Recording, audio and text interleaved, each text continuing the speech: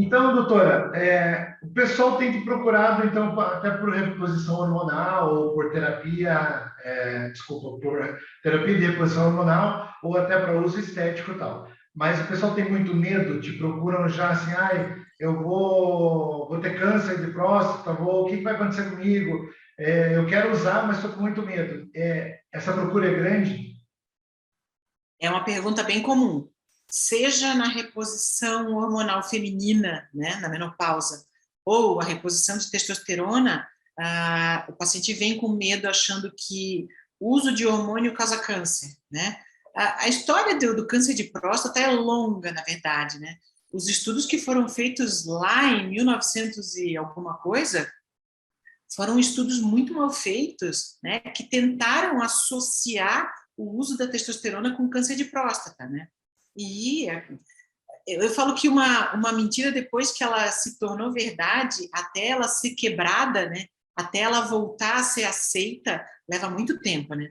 Isso Aham. aconteceu na revolução feminina e na masculina também. Já melhorou bastante, né? Mas ainda tem colegas que acham que reposição hormonal causa câncer de próstata, reposição de testosterona causa câncer de próstata, mas não causa. Existem casos, existem pacientes que já tiveram câncer de próstata ou que estão na vigência do tratamento do câncer de próstata, que eles são proibidos de fazer reposição de testosterona. Mas isso é um paciente que está com a doença, né?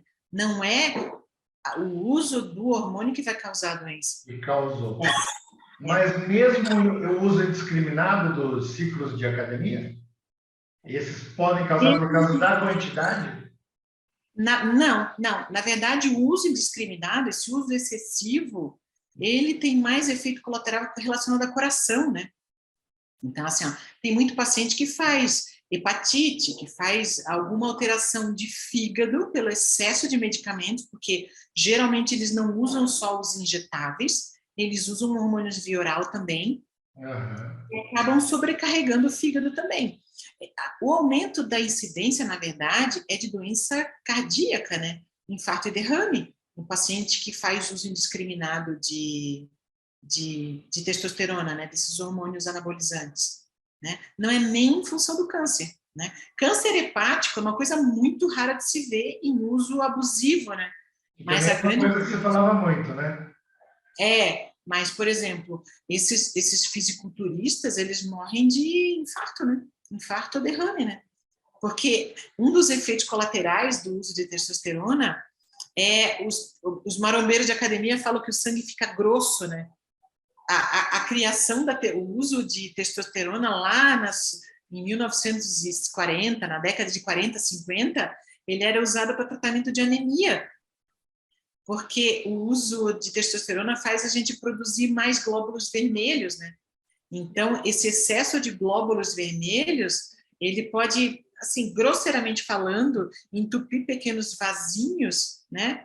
E causar um infarto ou derrame, né?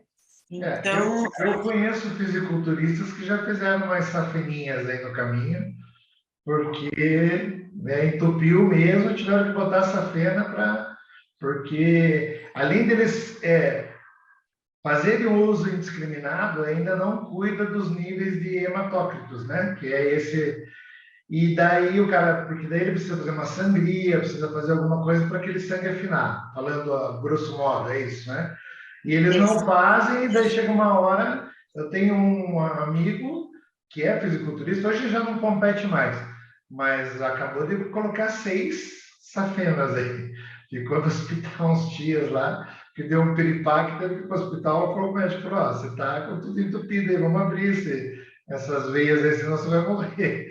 Então, o problema disso que a gente sempre comenta aqui, eu quis trazer a tua presença aqui na nossa entrevista, porque para esse pessoal ter consciência de fazer a coisa do jeito certo, porque não adianta ficar bonitão agora, tem que pensar lá na frente, tem que envelhecer bem, entendeu? E ter problema de coração, uma coisa que talvez você nem tivesse nem na genética da tua família, e você passar por isso porque você tomou o medicamento errado, é burrice, né? Então, por isso que eu falo, acompanha o médico, a gente, tem muitos que falam assim, eu vou lá no médico, o médico vai falar não. Mas se o médico está te falando não, você está fazendo muita burrada. Se tiver fazendo coisas palpáveis e corretas em cima dos estudos que o conhecimento que o médico tem, ele não vai te falar não. Ele não vai te proibir de fazer, ele vai te acompanhar. Né? Se alguma coisa sair fora da linha, você está ali sendo monitorado, você vai lá e retrocede. Agora, se você quer fazer por conta, fisiculturista mesmo, ele toma dose de texto que eu tomo em 3 meses, o cara toma em 1 semana.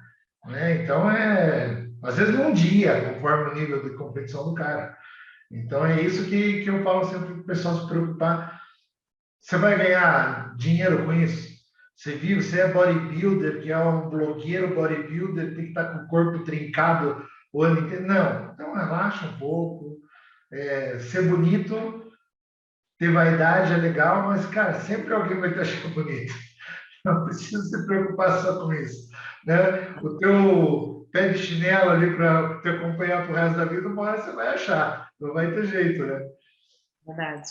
E, assim, os colegas que trabalham com essa parte de reposição hormonal, né, os outros médicos, eles sempre falam isso, assim, às vezes o problema está em não estar com a dieta bem feita e o treino bem feito, eles vão aumentando progressivamente suas doses de testosterona, achando que vão ter algum benefício, mas chega um momento que, por maior que seja a dose, não vai ter um benefício maior. Pelo contrário, aí vem os efeitos colaterais.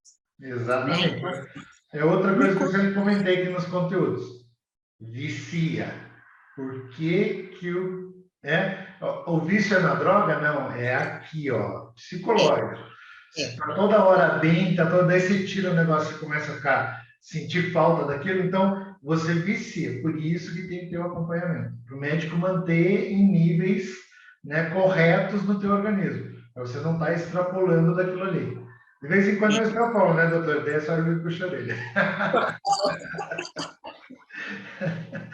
Um pouquinho dos limites, sim. E assim, ó, sobre esse fato de viciar, que eu já tinha lido no teu blog também, e eu acho que é importante eu reforçar essa informação, não é que a gente se torna dependente químico, né? É que como a testosterona, seja para o homem ou para a mulher, deixa a gente se sentindo um super-herói, né? A gente não quer que esse bem-estar reduza e a gente sempre quer mais, né? Então, isso é um outro desafio no consultório, né? Às vezes, num primeiro momento, eu tento deixar o nível de testosterona melhorado e depois tentar convencer esse paciente de que ele está usando demais, porque aí o monitoramento a gente vai fazendo por exame de sangue, né? Então, assim, a cada 3 meses ou a cada 6 meses a gente faz exame para ver se está em excesso esse uso de testosterona, né? E convencer esse menino a dizer assim, olha, a gente vai ter que reduzir o teu texto, tá? É difícil, seja para o homem ou seja para a mulher, reduzir os níveis de testosterona, o uso é complicado, porque vai estar usando, o desempenho não vai mais ser tão grande quanto era antes, né? E daí eu falo para vocês, apeleiros, fiquem atentos, não caiam nessa, porque o preço que você vai pagar lá na frente é muito caro, e daí, de novo, não caia no papinho do personal trainer, que ele ganha na hora que ele vende para você aquela testosterona do mercado negro, que vem lá do Paraguai. Então, assim, não entrem nessa. Se o médico falou que tem que parar, na hora que baixar de novo, ele vai falar para você usar de novo. Se tem como você usar, por exemplo, eu já estou um pouco mais velho, eu uso contínuo, eu não preciso parar. Mas a distância de uma aplicação e outra sempre varia, e varia de acordo com os meus exames, né, doutora? Isso. Então, se ela está muito alta, batendo nos limites, o que eu vou fazer? Eu vou ampliar a distância entre uma dose e outra para manter ali naquilo. Por isso que é o importante, de novo, aqui, o acompanhamento médico te proporciona isso. Porque o médico está sempre de olho com você, né? Não adianta também, eu falo, vai no médico, o médico vai te falar, volta daqui 3 meses, volta daqui 6 meses, mas volte, coloque na tua agenda.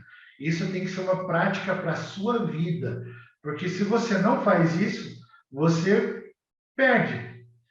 Eu vou fazer aqui um minha culpa agora. Eu tive consulta com a doutora essa semana e eu cheguei para ela e falei, ó, tá tudo bagunçado, tá tudo zoado, vamos fazer exame porque eu não sei como é que tá. Porque eu relaxei com a minha volta ao consultório. Era para eu ter feito uma em março e eu estou voltando só agora, que a gente já está entrando em junho. Então, eu sei que isso me prejudicou. Eu já sei que eu estou com a libido baixa, eu estou com estresse alto, a cintura aumentou. Eu até brinquei, né, doutor? Aumentou a cintura, cara, pode correr lá que tua testa está baixa. Porque se você está comendo razoavelmente bem, está indo para academia todo dia, tua cintura está aumentando, tua testa foi para o chinelo. Então, vai lá cuidar. Então, agora eu peguei as guias com a doutora e vou fazer meus exames.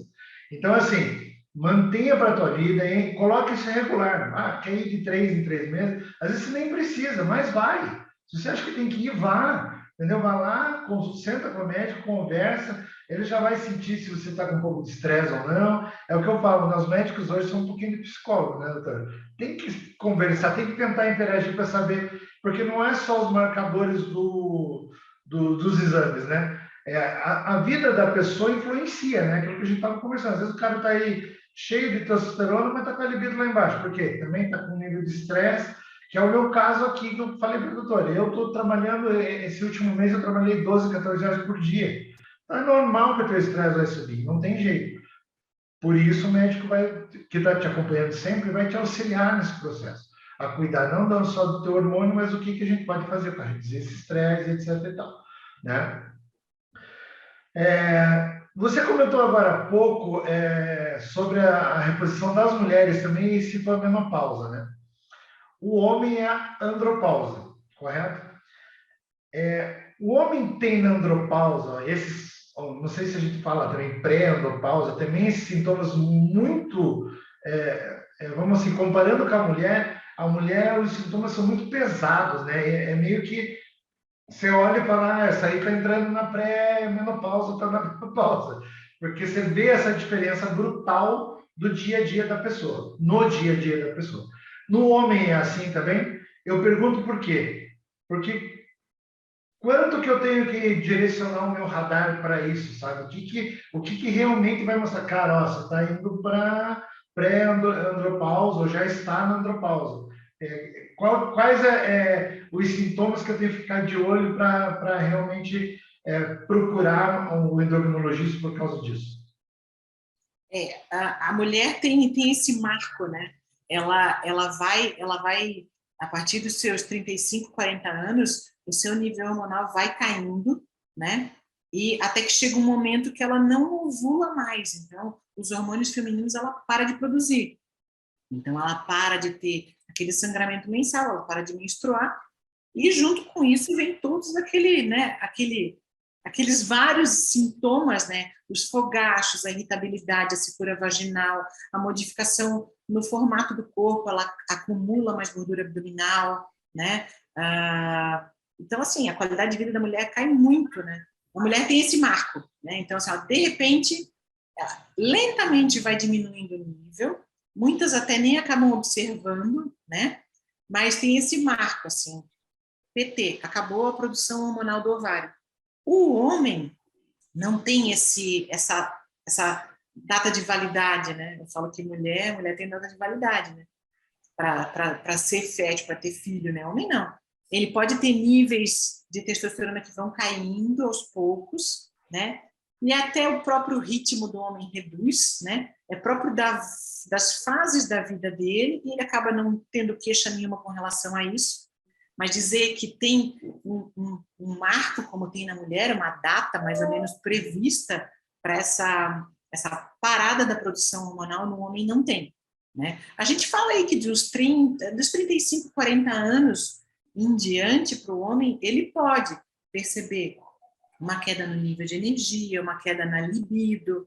O homem, eu sempre falo, o homem é movido a testosterona. Então, se existe algum hormônio que esteja linkado com a libido do homem, primeiro, assim, se é um hormônio, se a gente tem que culpar alguém na produção hormonal, é a testosterona. Para homem é a testosterona. Para mulher tem vários outros fatores, mas para homem é a testosterona. Então, a partir do momento que a libido vai caindo, eu acho que tem que botar uma pulguinha atrás da orelha, assim, talvez vir conversar com um endocrinologista, ou antes disso, reavaliar como é que está a sua vida no geral, né? Que aí aquilo, até puxando um pouquinho sobre o que você estava falando, com relação a, não, tá tudo bem, mas mesmo assim eu vou procurar um endocrinologista ou um médico, né? Em geral, às vezes a gente está num nível de estresse, num nível tão grande de atividades, que a gente não observa isso, né? Então, assim, o paciente acha que é só o hormônio o problema, né? E o médico, não, ele vai tentar te avaliar a tua vida no geral, né? Que pode ser o motivo de estar com essas queixas que ele acha que é só da testosterona, não é, né? Exatamente. E que eu comento assim, com os amigos mais próximos, né? E hoje aqui falando com os lapeleiros, eu acho que todo mundo tinha que ter, desde cedo, tinha que aprender isso, desde cedo, a ter um endocrinologista pro resto da vida e ter um fisioterapeuta, porque muitos dos problemas que você tem lá na frente de coluna, muscular, joelho e tal, se você fizesse exercícios simples diários de fisioterapia, você não precisaria ir no ortopedista e nem frequentar a clínica de fisioterapia, né? Ter o fisioterapeuta como um cara que cuida da tua vida também. Acho que esses dois seria importante. Aí a minha pergunta para você é o seguinte: isso é uma cultura do Brasil, da América Latina, ou é cultura mundial? Você tem esse conhecimento? Tipo, as pessoas só procuram na hora do desespero mesmo, em qualquer lugar, ou é uma cultura nossa aqui? Você tem esse parâmetro, não? Olha, não saberia te quantificar se assim, se é assim nos outros lugares, né? Não sei, não faço ideia, não faço ideia. Eu acho que provavelmente está muito relacionada, é próprio do ser humano, né? Assim, é procurar ajuda quando, tipo, a água está batendo aqui já, né? Então, eu acho que próprio do ser humano. Eu não saberia te dizer, não teria uma informação Porque fiel. assim, a ideia aqui é até assim, de ficar de conselho para o pessoal. Desde o começo aqui a gente está.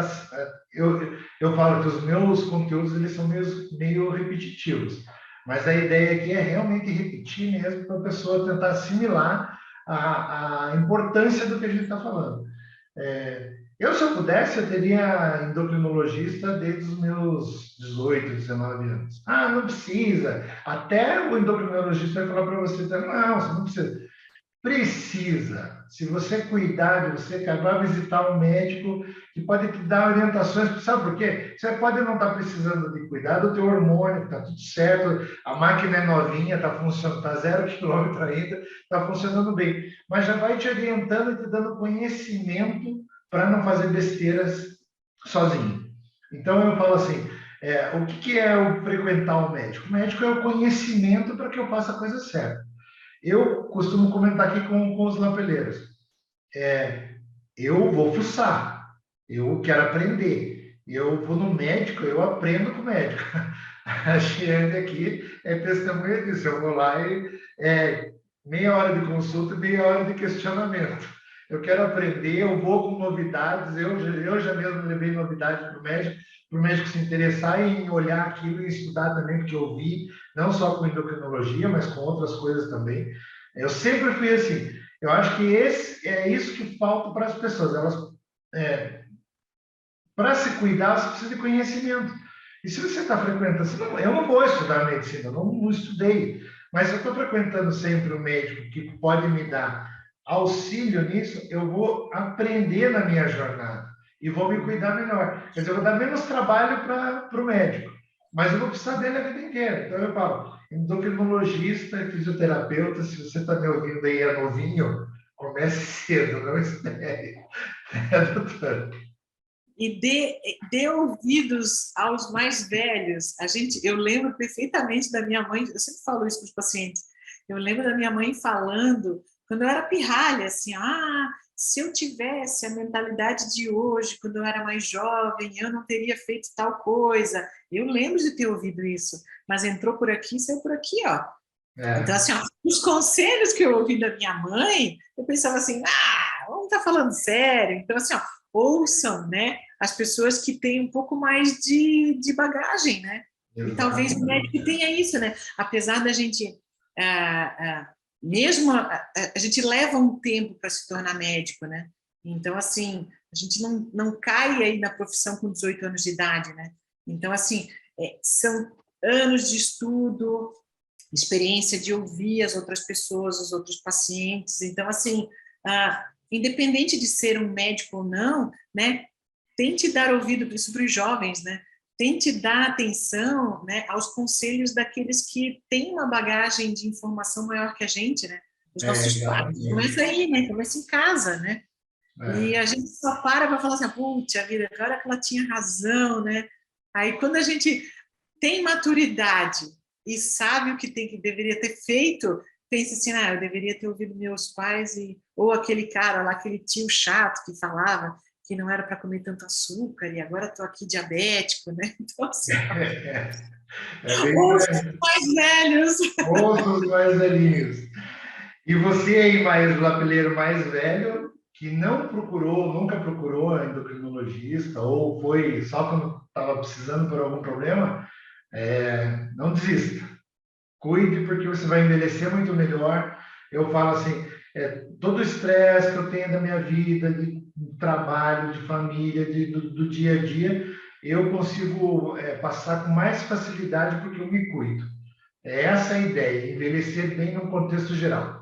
Tem a estética, que vai ajudar, tem a força, tem problemas que você pode evitar, de diabetes, coração, tem a tua libido, para você estar melhor com a tua esposa, com a tua namorada, mas é sempre um contexto geral. Nunca é tarde. Se você tiver 50, se tiver 40, se tiver 30, se tiver 60, 70, vai que você sempre vai conseguir achar um benefício que você possa melhorar com o cuidado do endocrinologista.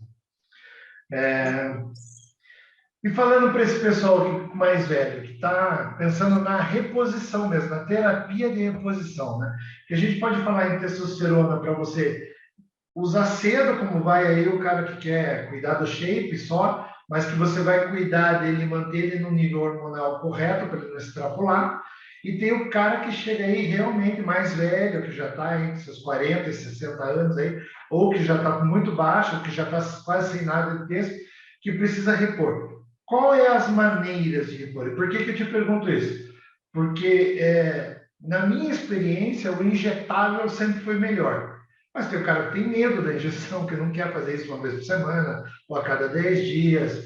Quais são as maneiras que ele pode fazer para repor? Qual que vai ser a tua indicação de que tipo de produto? Injetável, eu sei que tem gel, eu sei que tem adesivo, né? Eu acho que não sei se para homem já tem também implante. São esses os meios que tem hoje em dia?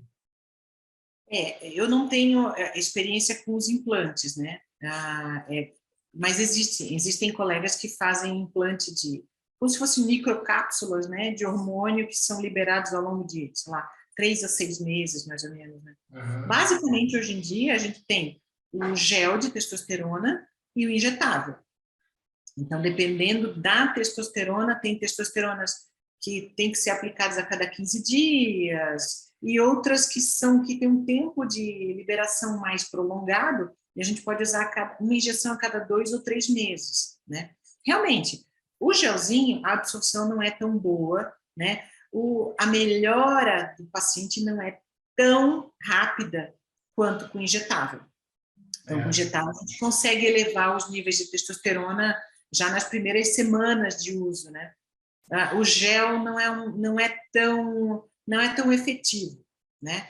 Porém, eu acho mais prático o uso em gel, né? Porque não tem a questão de ter que ir até uma farmácia, de levar a picada, né? Então, assim, não é doloroso e a dose de testosterona ela é diária, né? Então, se o nível não é muito baixo, eu tento primeiro começar com gel, né? Se é um paciente mais velho, que não tem... A ideia não é pensar em estética, é porque realmente o nível está reduzido e ele queria melhorar o humor, nível de energia no geral.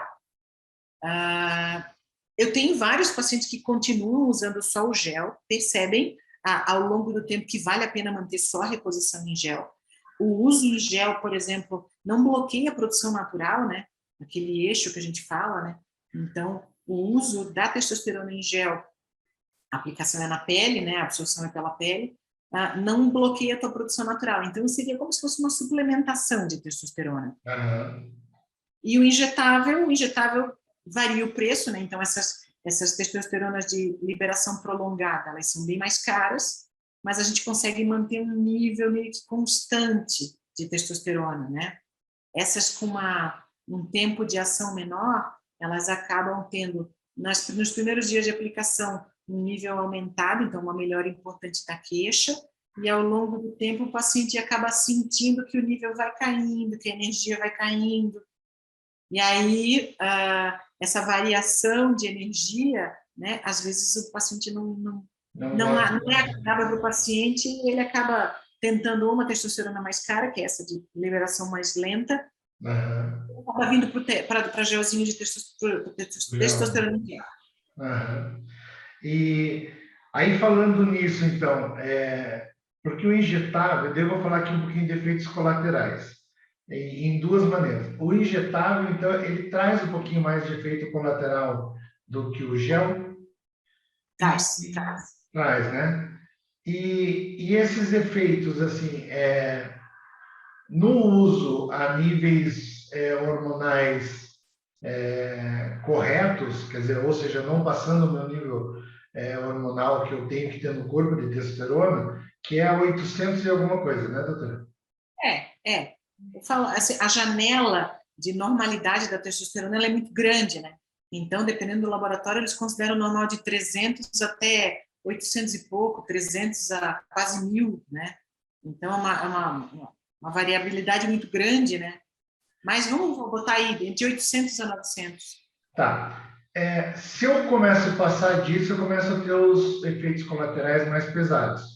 Ou eu posso ter também, até mesmo em níveis hormonais, aqui, efeitos colaterais pesados que eu falo que é a maior queixa e o medo também do pessoal, que é a queda de cabelo, né, o principal, a acne, o bloqueio do eixo, que você falou aqui, né, e a ginecomastia, né, que é, falando aqui a grosso modo, o pessoal que fica com aquela tetinha. Tem muita gente que depois tem que passar até por cirurgia plástica para tirar, né?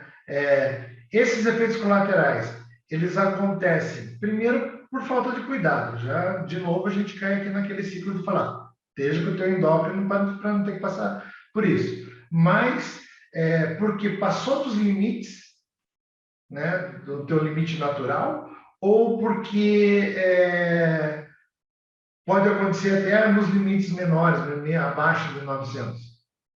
Pode. Por exemplo, se a gente faz uso da testosterona, por exemplo, uma aplicação a cada 15 dias, que assim vai deixar os níveis melhorados, no primeiro e no segundo dia de aplicação, é bem provável que essa testosterona passe de 1000.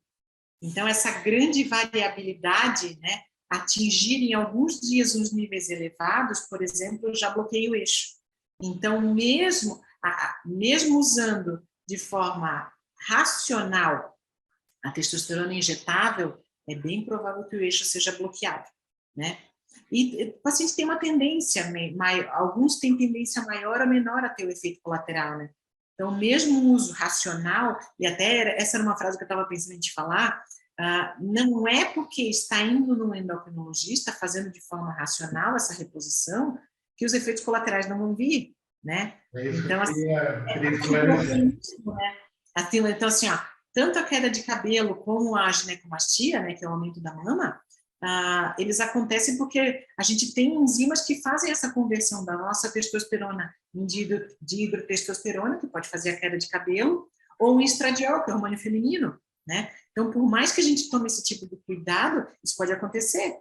O paciente pode ter uma facilidade maior a desenvolver o efeito colateral, mas uma coisa é fato, né? O uso excessivo, com certeza, vai gerar os efeitos colaterais. Mas o Isso bloqueio do mesmo com o uso racional, ele acaba acontecendo. o bloqueio do eixo, eu passei por essa experiência sempre, Mas daí, como eu cheguei uma hora que eu comecei a colocar isso já como terapia de reposição, eu já não me preocupei muito com isso, até porque eu também não queria ter mais filho. Então, são detalhes que cada indivíduo, cada homem vai ter que conversar com o seu endócrino, porque, eu quero ter filho, então você tem que tomar outros cuidados além dos principais aí. Eu tenho, meu pai é careca. Bom, se já tem uma disposição, só vai acelerar o processo, né? Ia cair. Eu, por exemplo, na minha família não tem, é sempre um pouquinho da entrada, um pouquinho aqui atrás. Eu senti que quando eu comecei a fazer o uso da testosterona, com o tempo eu tive essa queda mais natural, ela já ia acontecer, porque na minha família era assim. A acne eu nunca tive problema, mas porque eu sempre cuidei da dose. Eu tenho amigos que já ficaram com as costas. Eu tenho um amigo que fez um tratamento de R$ 5.000 para conseguir tirar tudo que ele tinha de acne na pele das costas, que era horrível as costas dele. Então, esses são Carol, é horrível. O cara, assim, tipo, o cara ficou forte, não podia ficar sem camisa na praia, porque aquelas costas dele eram horrorosas. Então, eu brinco muito aqui nos meus conteúdos com o pessoal. Cuidem, porque teve perguntas e respostas aqui, que uma pessoa perguntou, eu tomei, fiquei, pô, foi maravilhoso, bombei, fiquei bonito e tal, mas a minha libido foi no chão.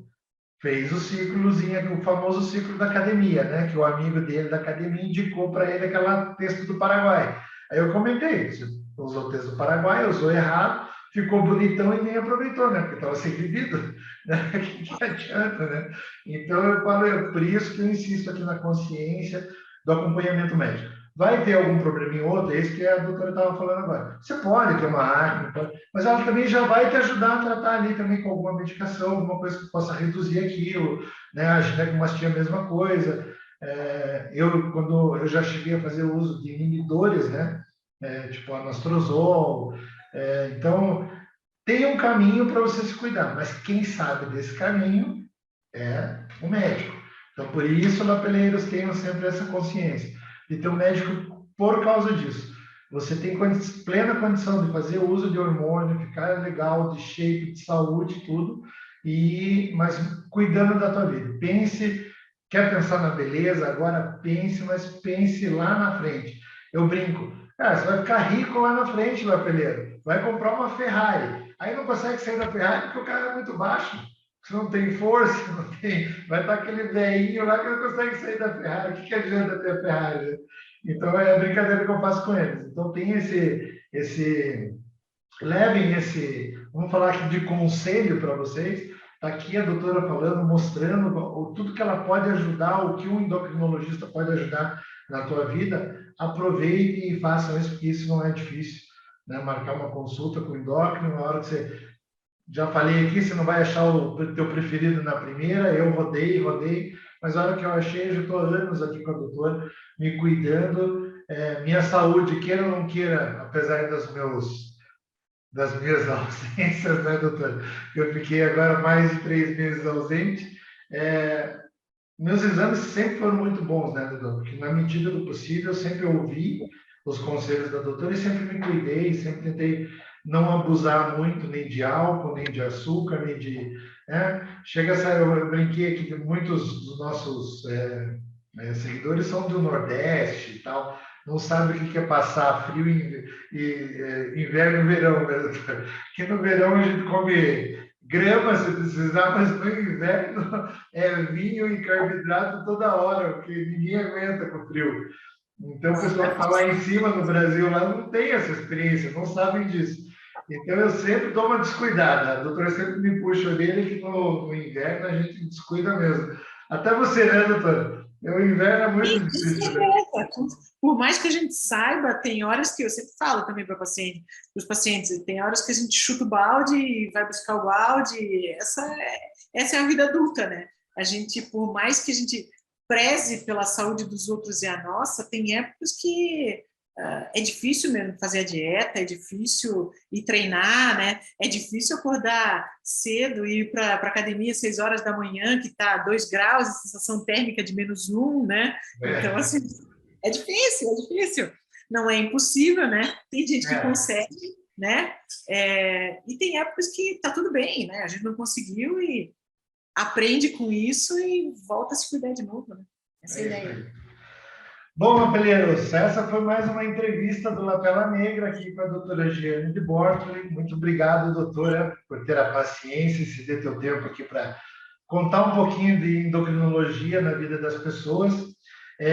Eu vou deixar aqui o contato da doutora, Instagram, as redes sociais, o e-mail dela, para que vocês, se quiserem tirar alguma dúvida com ela depois, marcar uma consulta, né, conhecer um pouco mais a fundo o trabalho da doutora Giane. Também vou deixar aqui as nossas redes sociais para vocês seguirem a gente e mandarem as dúvidas para vocês. Dúvidas, se quiserem que a doutora volte aqui para a gente falar mais aprofundadamente de alguma coisa, manda lá no contato@lapelanegra.com.br e a gente convida ela de novo para a gente conversar daí um assunto mais específico. Eu quero trazer a doutora várias vezes aqui ainda para falar de diabetes, obesidade. Ela tem umas novidades aí sobre esse assunto, obesidade, que estão por vir. Ela vai voltar aqui com certeza para falar um pouquinho mais disso. Obrigado, doutora, pela paciência e pelo seu tempo. Eu te agradeço o convite e estou à disposição, sempre que precisar. Legal. Lapeleiros, aquele abraço e até a próxima.